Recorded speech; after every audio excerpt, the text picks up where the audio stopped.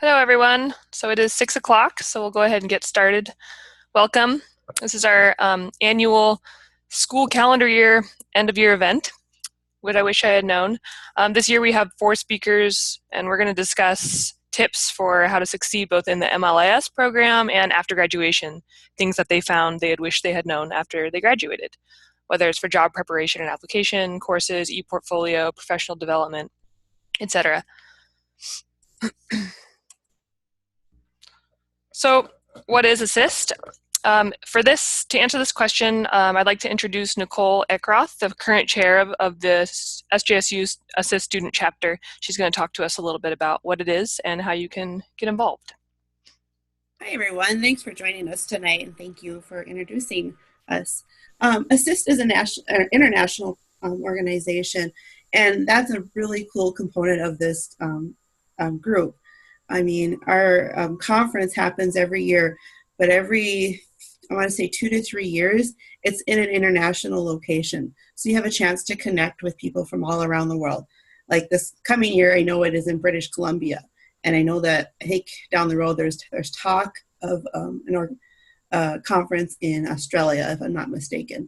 So it's an international way to connect with people who are involved in the same things that we deal with every day.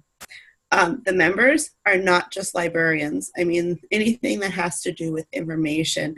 And we've had some previous events with that people that are not necessarily librarians, but that they deal with metadata and things like that. So the members are wide ranging as well. Here at our student chapter, we try to host once a month an event. This year we've done things on like job skills and, like I mentioned, metadata. It's just a really cool opportunity to have a conversation with a professional. I mean, it's been very valuable for me as a MLIS student to get that opportunity and to talk to these speakers. So I think that's a really cool part of what ASSIST does. And yeah, as she has written here, that we're always looking for new ways to connect and to practice our skills. So I hope you guys all enjoy this webinar, and I'm excited to hear from our speakers. Great, thank you so much, Nicole. So next I'd like to introduce everybody. So Alex Fantina, he's the IT services manager for the Helen Plum Memorial Library in Lombard, Illinois. And as I'm going through our speakers, fortunately this year we have guests who work in varied library and information science fields. So we have IT services manager, Alex, welcome. Tamarack Hawken, she's the collection services librarian for the Fraser Valley Regional Library in Canada.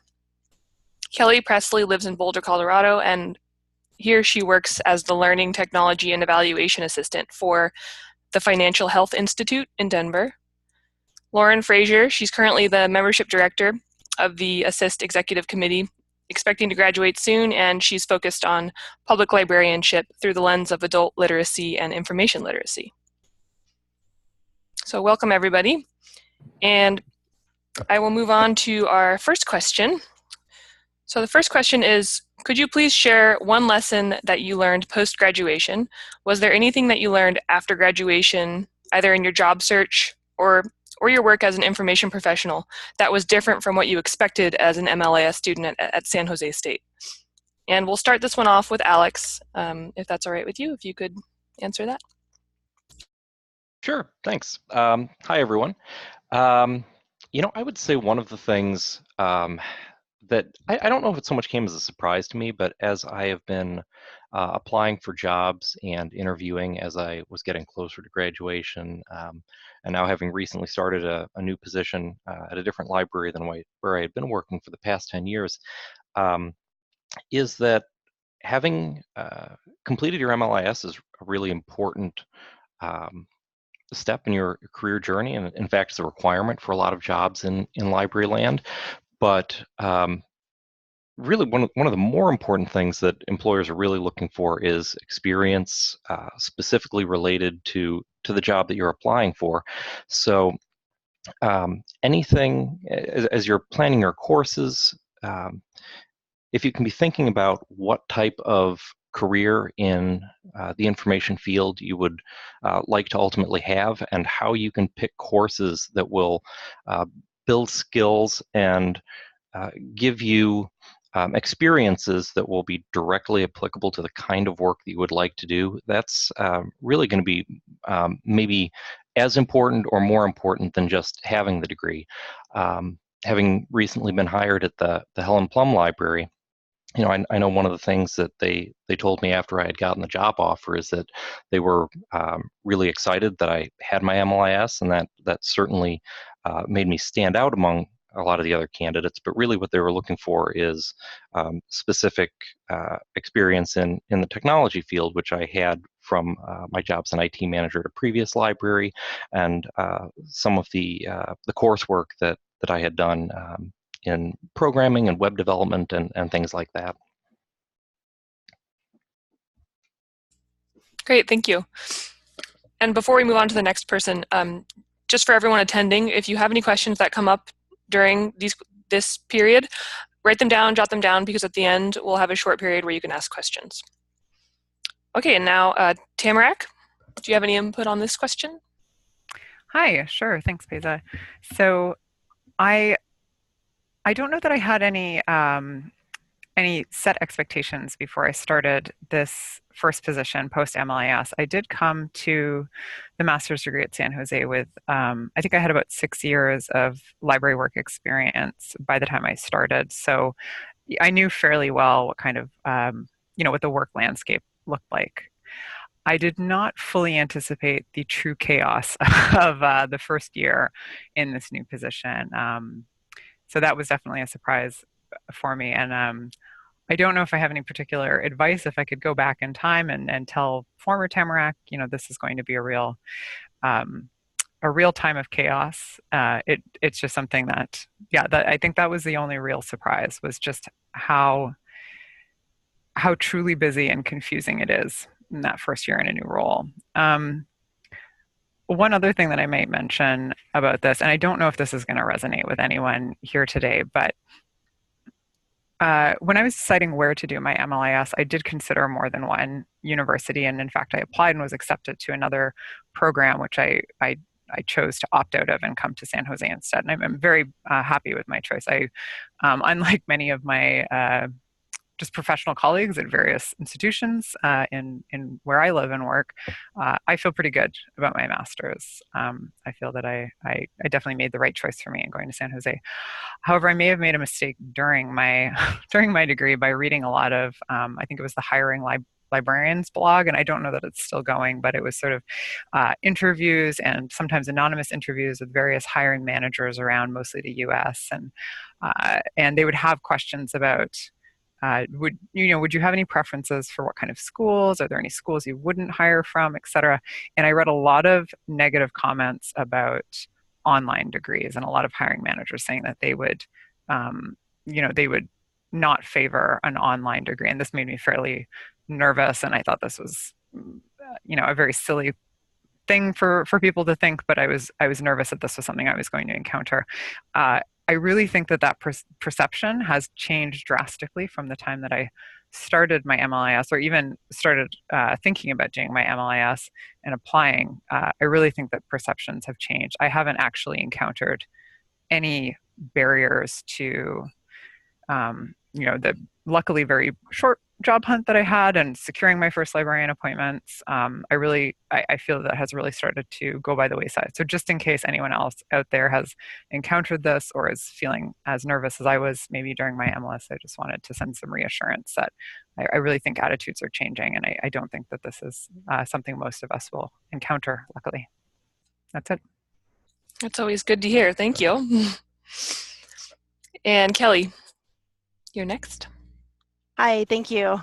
I would say probably for me, what was surprising was after I got my degree and where I actually landed job-wise, considering where I started, where my goal was, where, what my pathway was. I spent over 10 years in public libraries in various positions, shelver, cert clerk, and my heart will always be with public libraries, and that was my intention, was to get back to public libraries and to be able to do more than just put books back onto the shelf and check books out. Not to say that those roles are not needed and significant in their own part, but I just wanted to be able to do more, which was my motivation to get my degree.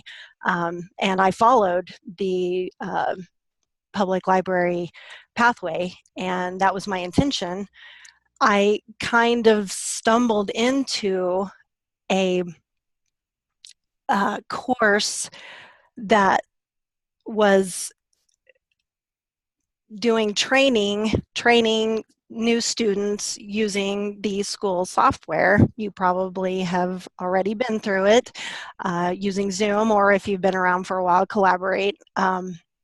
I would never have done something like that before, and I kind of pushed myself out of my comfort zone, and I kind of blossomed and flourished in that and decided to keep going in that direction. And it was late in my program, but I kept following that for as long as I could.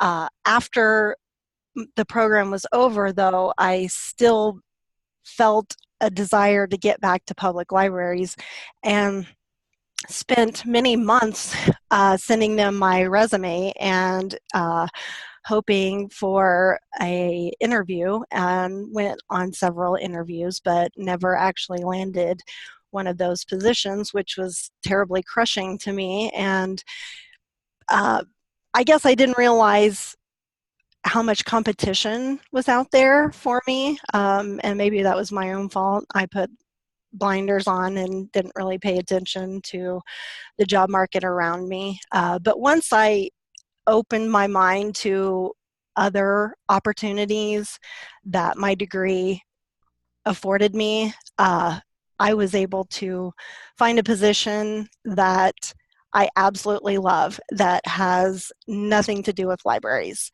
And that was possible because I opened my mind and opened myself to the possibility to do something different than what I had set out for myself in the beginning. So I would just say to always keep your mind open to something different, something even radically different than maybe what you had started out with. And it could be something that changes your life for the better.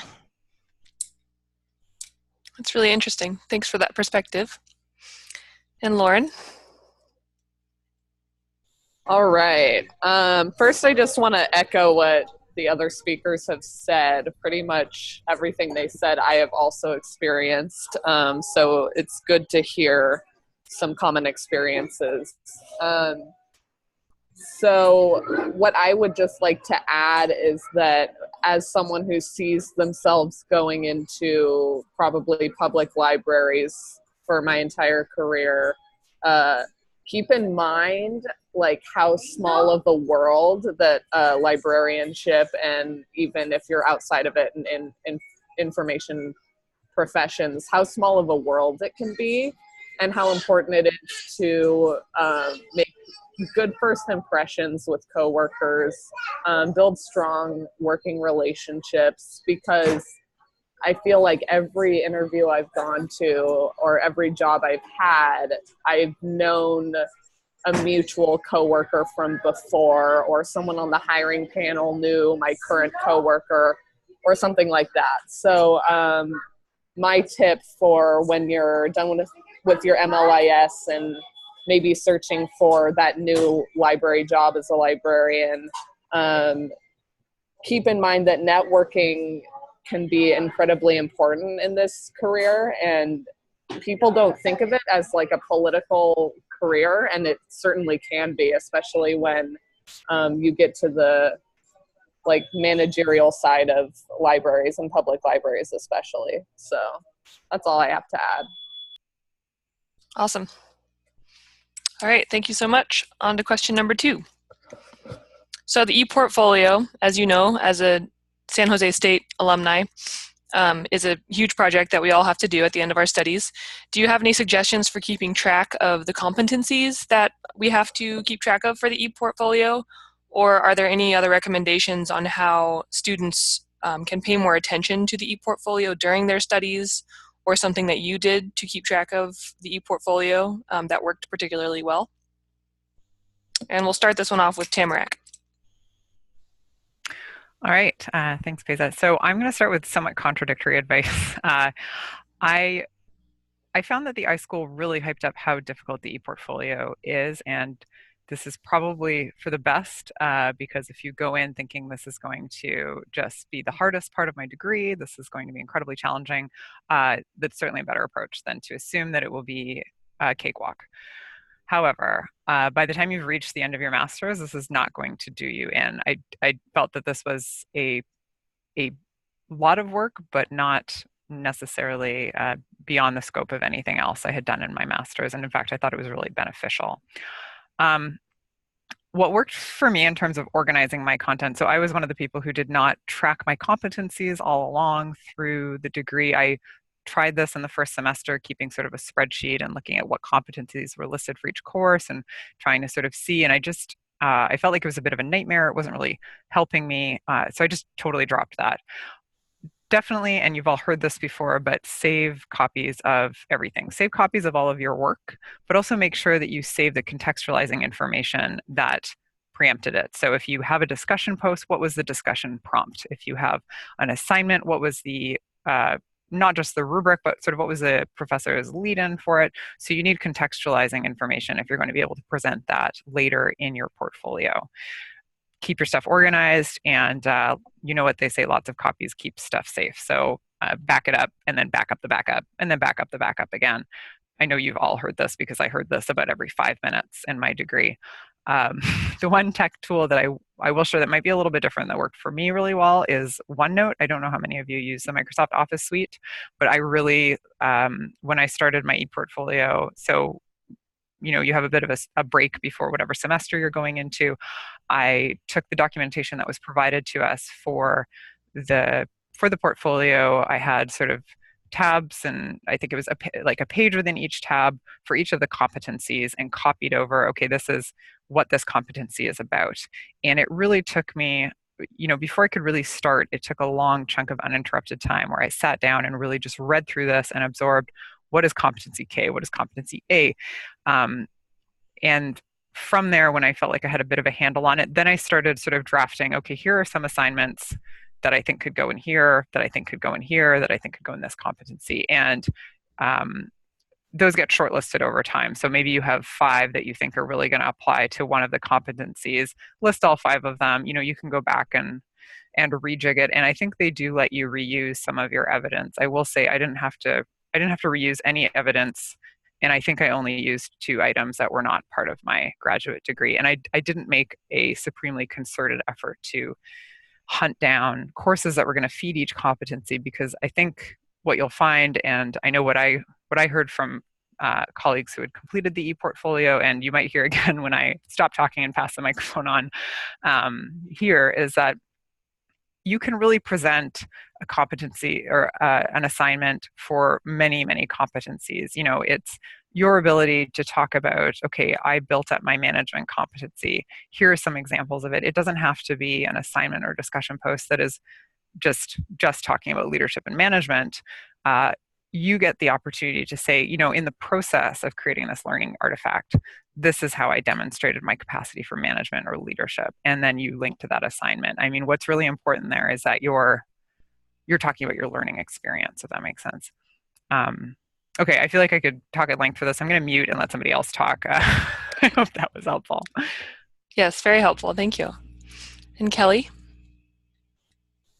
Thank you. I'm going to offer myself up as the proof that you should back up your backup, because I had instead of using the lovely unlimited cloud storage that comes with your student account, I was saving everything to an external drive.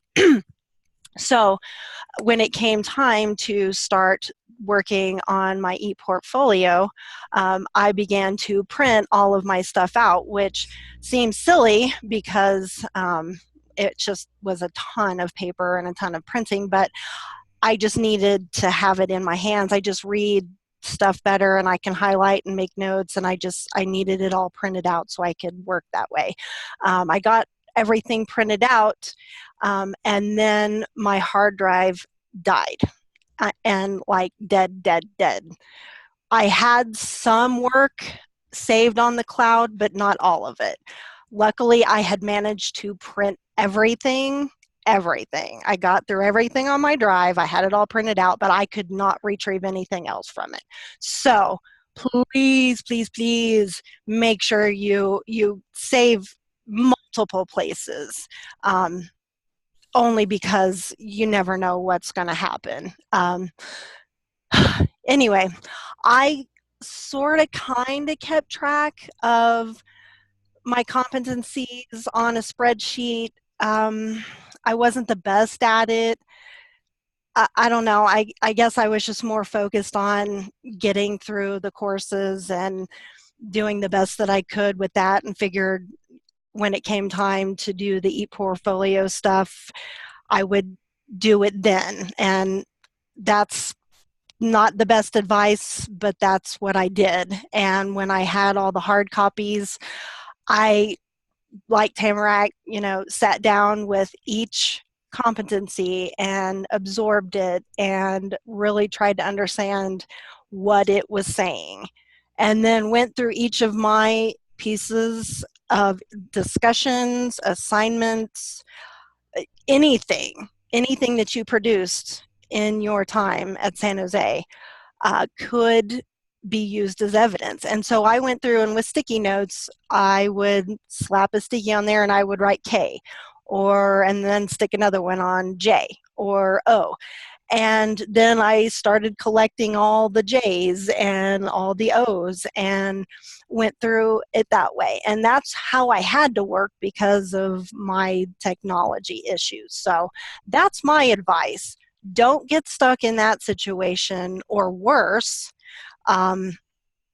Please use me as a bad example. Thank you. That's horrifying that happened to you, and very motivating to back up my things, because I know I'm guilty of not doing that. Thank you. And Lauren?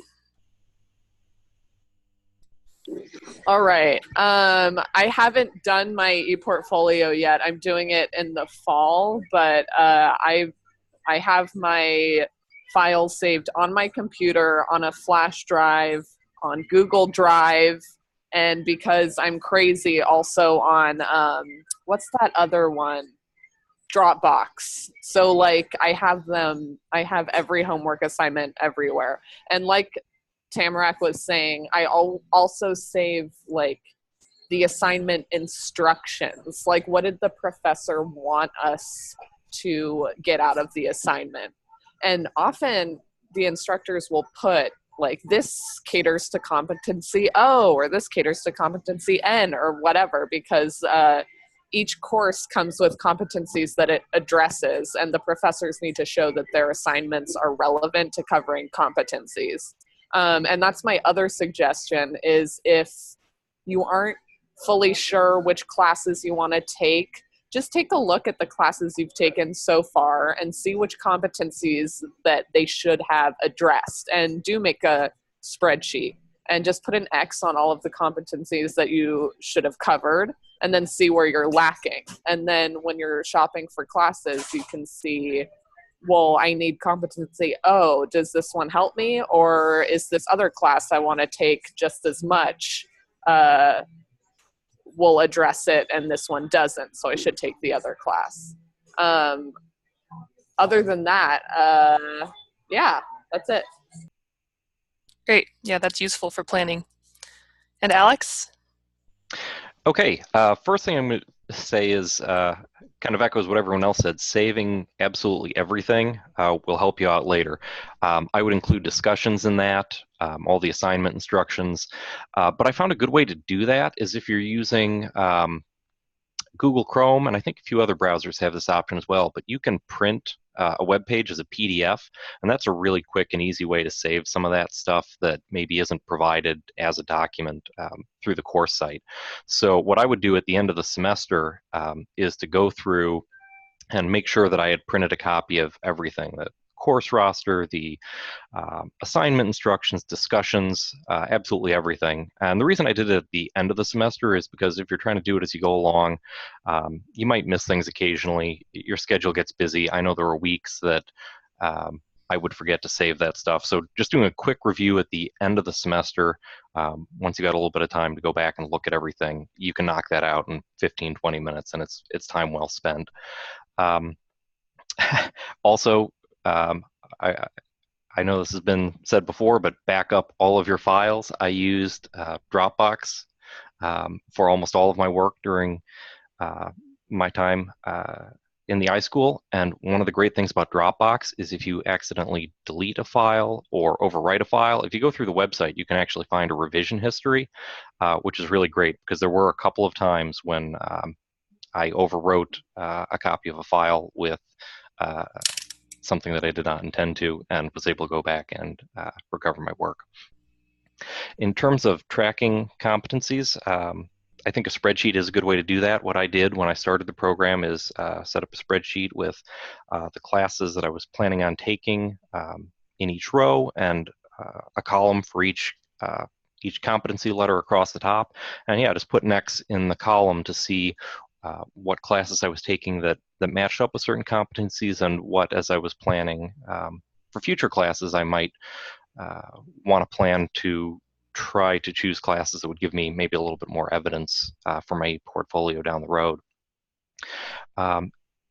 Besides just keeping track of what classes contribute to each comp, it's probably going to help quite a bit if you maybe make a note as you're working on assignments or again at the end of the semester which particular assignments supported different competencies. I found that one thing I was spending a lot of time on when I started working on my portfolio is as I was working on each one, I had my spreadsheet, I could see which classes I had taken that lined up with it, but I didn't necessarily know or remember off the top of my head exactly which assignments aligned with different competencies. So I wish I had done a little bit better job of kind of sorting my assignments as I went. You can certainly muddle through without that, but it'll make your future life easier if you sort a little bit as you go. And there is an excellent Facebook group, ePortfolio support group, that is worth joining. I believe it's marked as secret, so you might not be able to find it through the search, but check around with other students. There should be someone who's a member who would be able to add you, and it's good to be able to compare notes with other people about what's worked, what hasn't worked. Different advisors have different standards, and being able to talk through the process with people who have been through it before, particularly with your advisor, is very helpful. Great. Yeah, I personally didn't know that there was a Facebook page for that, so that's really good to know. It's hidden somewhere. Great. All right, so we're on to question 3.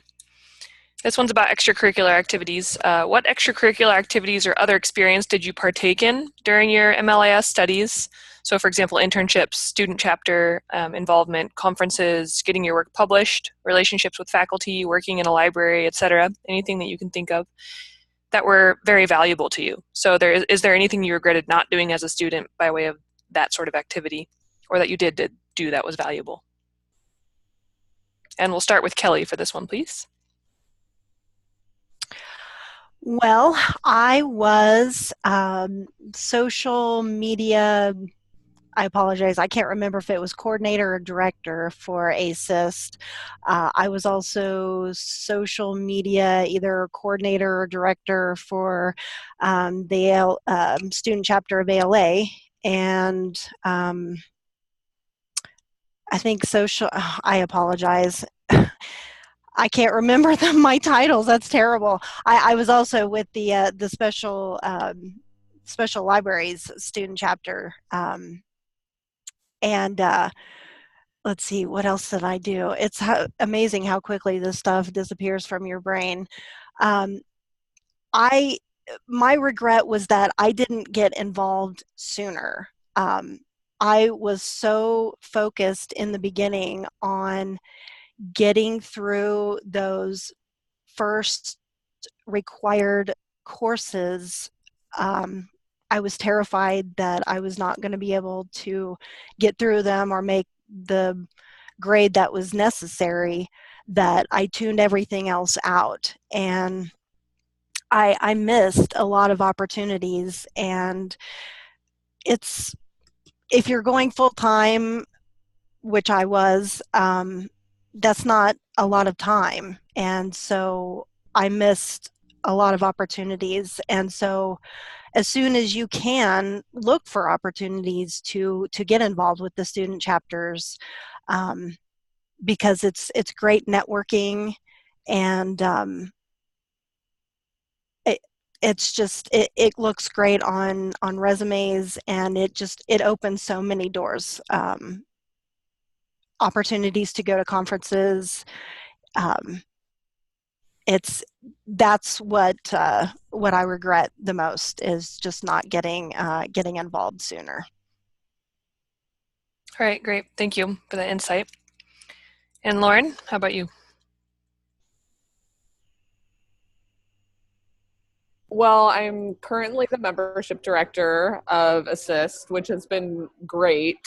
I think it's a great opportunity to be a part of the student organizations, if you can, in a part of the executive board, because it's like a bridge between the professional organizations themselves, which I know professional librarians utilize. I've seen it over and over. So it's good to kind of get a feel for what that's like. These two things I'm going to talk about, they aren't technically extracurricular because I got credit for both of them, but I think they were the most important things I did while at the iSchool. And the first one is being a peer mentor for Info 203. It was a great experience, especially if you're interested in information literacy or teaching or instructional librarianship. It's a really great opportunity to basically be a TA. It's the closest thing to a TA that we have when you're in a completely online school.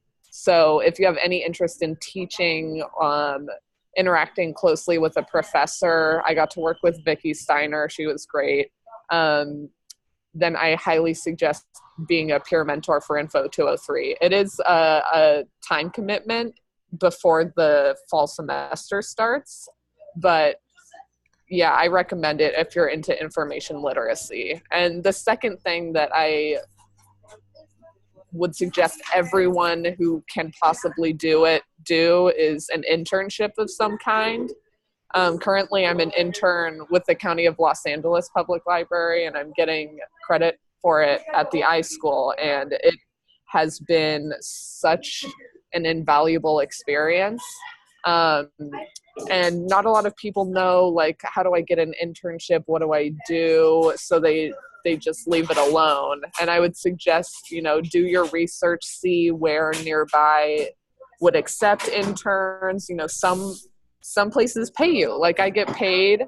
A lot of places don't. And if that's financially not an option, then then you can't do that. But if it is, then I would suggest even doing an unpaid internship, because it really shows you librarianship on a librarian level. And if you've only been in staff positions, like I had been a library clerk for a while, but I had never been doing librarian work, then it's a great option. Yeah. Awesome. Thank you. Alex, do you have any input on this one?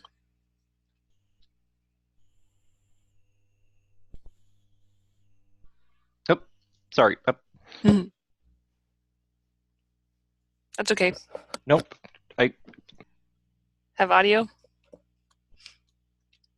Okay, we'll skip to Tamarack, and then we'll get to you next, Alex. Okay.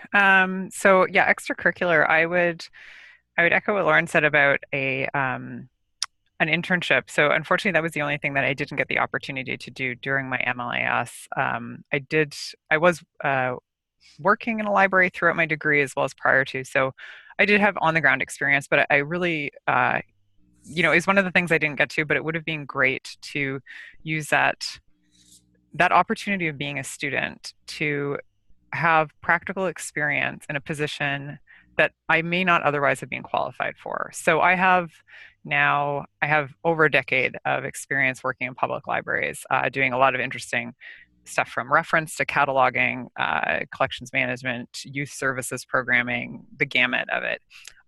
During my MLS, I became very interested in pursuing academic library work, and I may still go there. I'm just a year now out of the degree, but for now, I'm in public and in a very interesting specialized role. I really like what I'm doing. But anyhow, if I had managed to make space for an internship, it certainly would have been for something, with a different skill set in a different type of library, because there is also that sometimes it's hard to leverage, experience in one type of library into another type of position. So this is an opportunity that you really only have while you're a student, and that door closes afterwards. You can either search the internships. I believe you can also set up one of your own if maybe the postings aren't where you live, or there aren't very many in the particular semester that you're interested in. I do believe there is also an avenue for setting up your own internship, and I would strongly, even though I didn't do it, learn from my mistake. If you can make the time, I think that would be the most valuable. All extracurricular involvement, incredibly helpful. I mean, it's definitely, I would attribute having a full-time permanent position, in part to skill, in part to luck, and definitely in part to networking. Maybe even thirds. I'm not sure what the percentage is. So while I was at the iSchool, I was for social media, like Kelly, I can't remember if it was coordinator or director, but I managed the social media for ASIS. And then in the second year, I went on to chair the ASIS student chapter, which was great. It leveraged me into, now I'm still involved with ASIS Central. I am a chair-elect for the Digital Libraries Interest Group, and I was able to secure a new leader award, which if we have time at the end, I might just mention a couple of links that could be useful to you guys sort of as you're transitioning out of the degree, and some opportunities with ASIS there. I'm also going to really quickly plug the Student Research Journal, because I think this was the most valuable part of my MLIS. So I was first involved with the journal as an author. I submitted an article for peer review, which was based off of the research paper that I wrote in what was then LIBR 200, and that was published. I was very lucky, underwent some edits and managed to get that published. I then later joined the journal as a content editor and was hired on as the editor-in-chief for 1 year, which was a phenomenal experience. I could go on about that, but if you are not aware of the Student Research Journal and you have any interest in scholarly communication and research in academic libraries and just what is happening in the profession and how we communicate as academic professionals, go and check it out. It's the only peer-reviewed graduate student peer-reviewed research journal in any MLIS program in North America. It's very unique, and you guys have an amazing opportunity there. And locally, I think the one last thing that I'll add with this is if you can get involved locally, that's really huge. And when I talk about what leveraged me into my current job, and I say networking was a huge part of it, that was really local networking. So if there was one thing in the con side for going to San Jose, and I think the pros wildly outweigh the cons, but there's always sort of strengths and weaknesses in any program. It's that you are not, unless you live in California or you live in San Jose, you're not locally co-located with your program, with your cohort, with your faculty. You need to build up a local network as well. And I know that when I went through the program, there was a lot of people who were already really active in their local professional communities, or they already had library jobs in some capacity. Then they were hoping that MLIS would leverage them into sort of the next phase of their career. If you don't have that, or even if you do have that, I would really, really urge you to join whatever regional or state, or in my case, provincial library associations you have, it's invaluable. I'll just sum it up as invaluable. Great. And Alex, we'll skip back to you now if your audio's okay. Okay, can you hear me now? Yes. All right, thanks.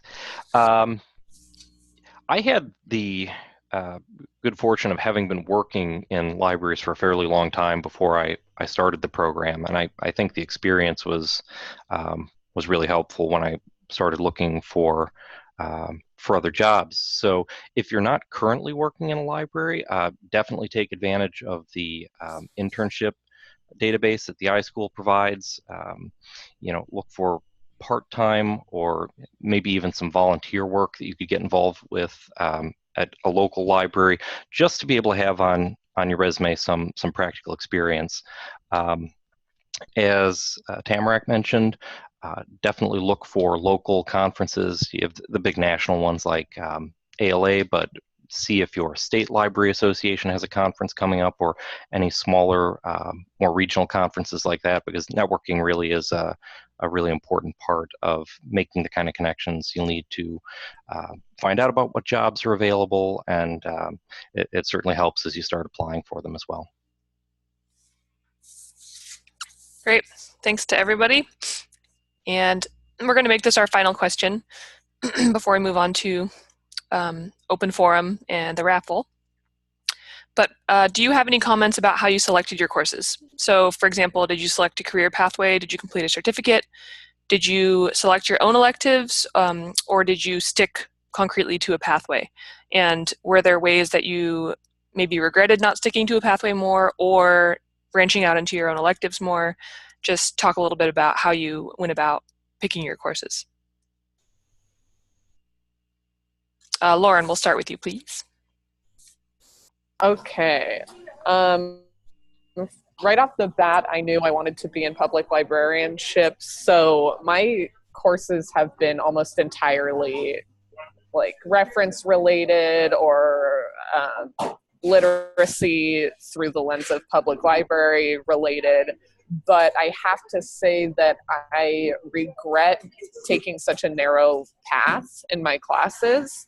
I wish that I had branched out and done more having to do with other things. Like, I wish I knew more about librarianship as a whole. And like, I recently visited a corporate library, and it had a lot to do with archival and data management, and I didn't know what they were talking about half the time, and I think that's partially because of the courses that I took. So if you think, this has been said earlier on in this webinar, but if you think you know what you want to do, I would encourage just branching out anyway, because you never know what you're going to really love. So while I've really enjoyed my courses at SJSU, I wish that I had diversified my experience more. Okay. And Tamarack? I think my plain and simple advice is to, follow a path that resonates with you. I did not strictly follow any of the career pathways. I was sort of focused somewhere in between emerging technologies and digital services, but then I also did a advanced certificate in digital asset management, and wound up taking all the courses for the data-driven decision making as well. It was sort of a good starting point to look at the pathways, but I wouldn't say don't get too married to it either. It's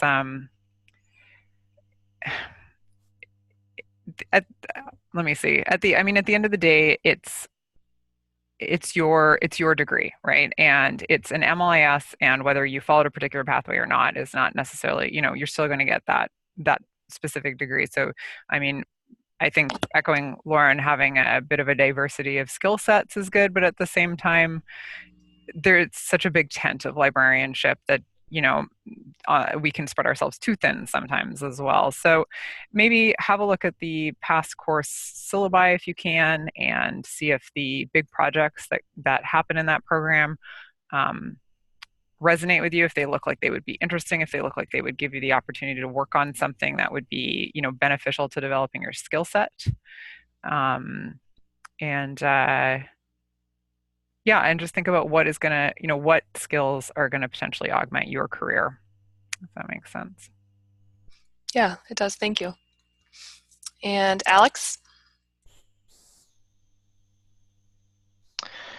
Yeah, one of the nice things about the program, and in fact, one of the reasons that when I was looking at schools, I was kind of drawn to SJSU is just the amount of flexibility that you have in terms of the electives that are available to you.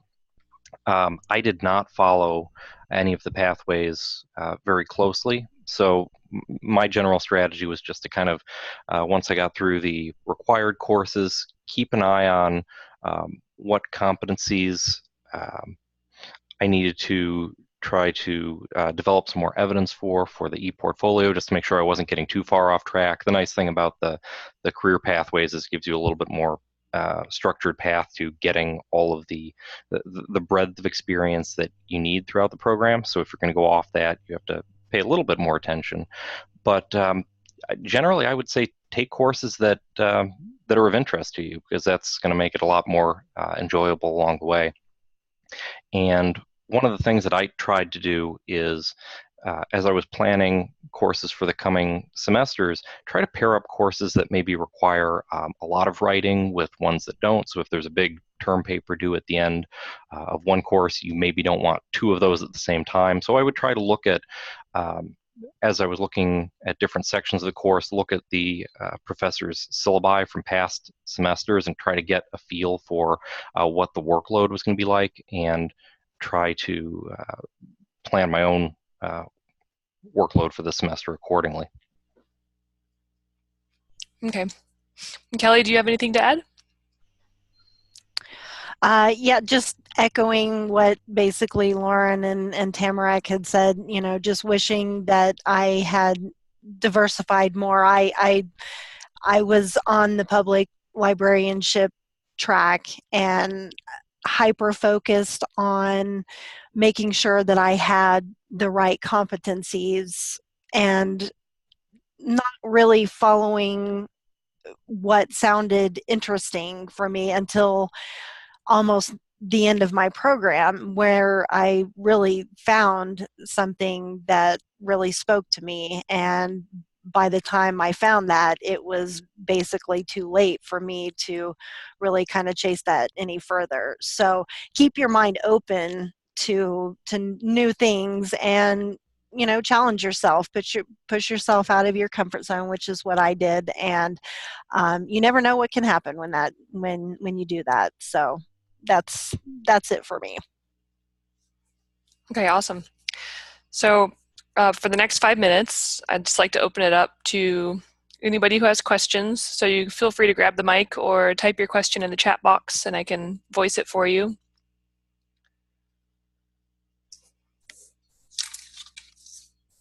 I'll go first then. Hi, I'm Kristen.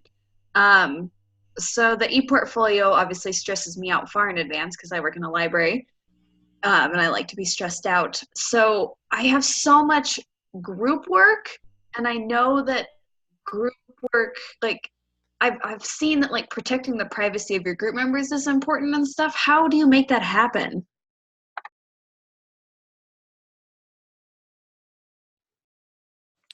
Well, I'll say that I did my e-portfolio on WordPress, and it's password protected, and my graduate advisor and I are the only ones that have the password.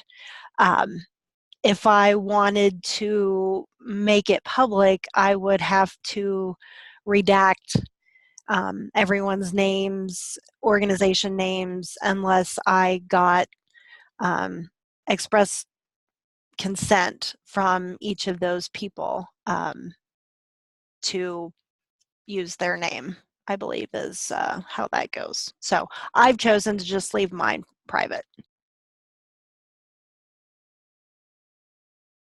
Okay, that's helpful. So you just kind of, you you won't be able to show it to like potential employers, but you at least didn't have to black out people's names with a Sharpie.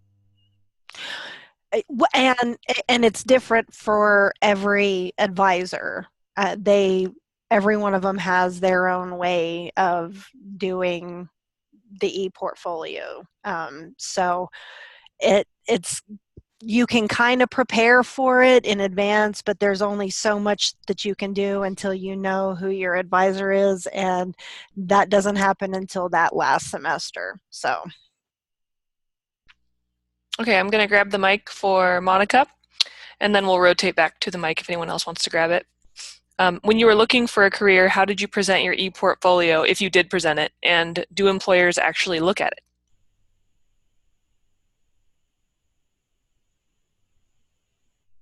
I don't think it comes up in a lot of interview situations. I haven't seen that personally, but it's a good way of knowing what you've done throughout your school work and being able to apply that to questions in your interview. Like maybe you haven't put on a program, but you proposed a program in one of your classes and planned one out and budgeted for one and stuff like that. Can I chime in with this question as well? There's a lot going on in the chat. This was Monica's question about presenting the e-portfolio for when you're looking for a career. So I, last year when I was doing my e-portfolio, I interviewed for the position that I have now, and I have not showed my e-portfolio to anyone. I really don't think I couldn't imagine any employer having the time to go through that dense package of information. But I think what it was incredibly helpful for was essentially practicing for the interview. So it turned out had a very, very long interview for a public library anyways, and I did not anticipate it being 4 hours. I had a presentation and it was 4 hours of question and answer, which even for me, I'm very extroverted. I can speak at length, and it was a lot even for me. The e-portfolio really prepared me. Doing that writing really prepared me to speak intelligently and confidently about what I had learned in school. So not that I was quoting any of the text that I had actually written in my e-portfolio during the interview, but the e-portfolio itself is sort of set up like an interview. Here's a kind of question about, or here's a topic in the profession, discuss. And you sort of set up a type of Q&A for yourself to answer it, perhaps. So it's a very useful exercise in preparing for going out and participating in like job search and interviews. But I hope that's helpful. And then there were two other questions in the chat box, but it looks like they were answered. The school chooses your e-portfolio advisor for you. And in terms of Canvas, exporting Canvas assignments from Canvas, that might be something to go through the department with. Maybe ask the school. Did anybody else want to grab the mic and ask a question? Or did the speakers have any responses to any of these? If I could jump in for a second. Sure.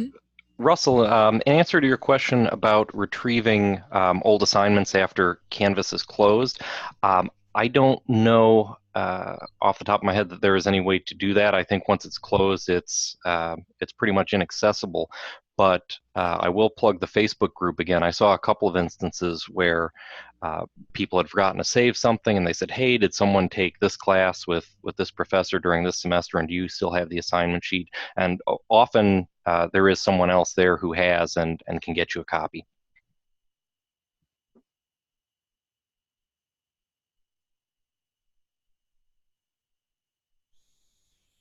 All right. If I know I've done a lot of talking, so I apologize. Can I possibly jump in with a quick pitch and a link? So the 2018 ASIS annual meeting, so our conference for the larger association, is coming up in November. I'm just going to dump a link there in the chat box to a page about it. It's happening in Vancouver, BC, which is more or less my hometown. I'm located very close to ASIS.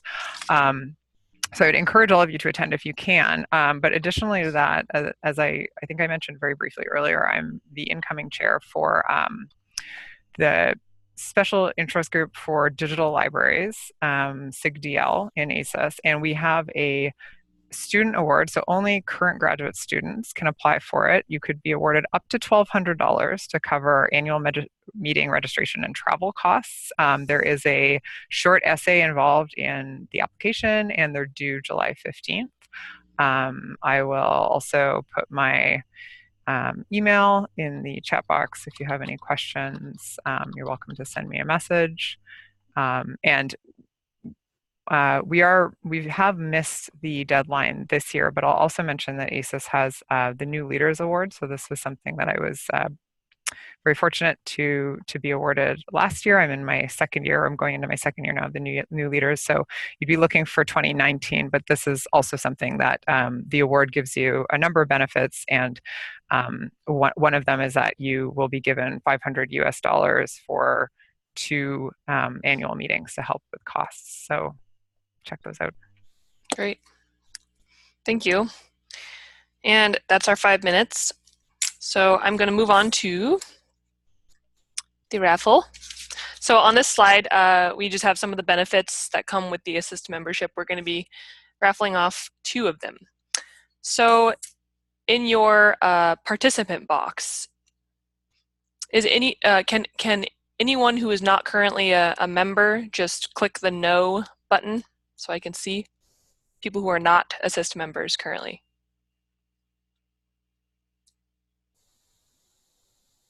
Does this work?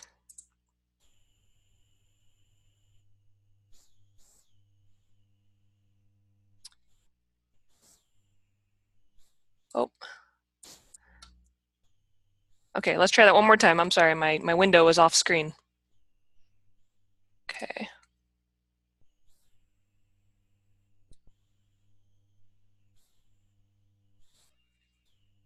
Okay, so I have Angela, Jennifer, Kristen, Olivia, and Russell. Am I missing anybody?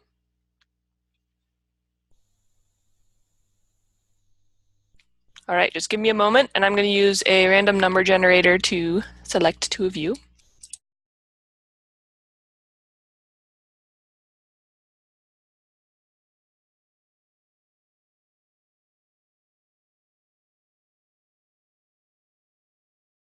Monica, we're raffling off ASIS memberships. So that's, I believe, a $45 value. I don't remember. Yeah, it's 40 or 45, one of the 2. So Monica, let's see, you. Oh, okay. Yeah.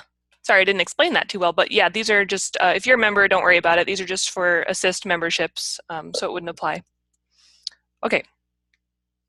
So at first I have Angela. Is that your full name? I see the AGE ...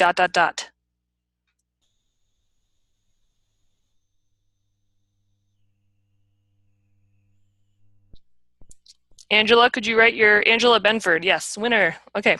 Could you write your email address in the chat box just so we have you on the record? And the second one is going to go to Russell. Numbers 1 and 5, randomly selected. And Russell, if you could also write your contact email. Congrats.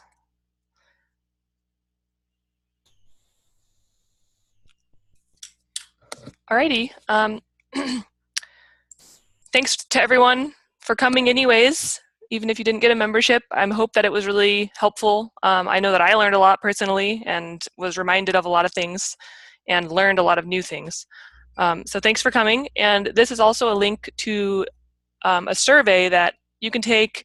It's returned to the ASIS members, me, and it's used basically to design events in the future that are based on subjects of interest to you and to get feedback on how the event went and things you liked about it, things that were motivating for you to attend, things like that. So it's helpful to us just for future planning. And this is a link to our website here too. And I also just wanted to thank the speakers. You guys were awesome. So helpful to hear your insight and your perspectives as previous graduates and now as successful people in the field. So thanks so much to everyone for coming.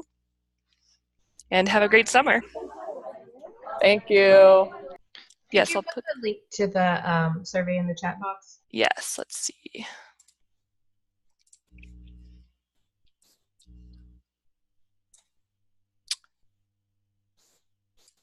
Having some trouble selecting it. I'm gonna have to exit full screen real quick.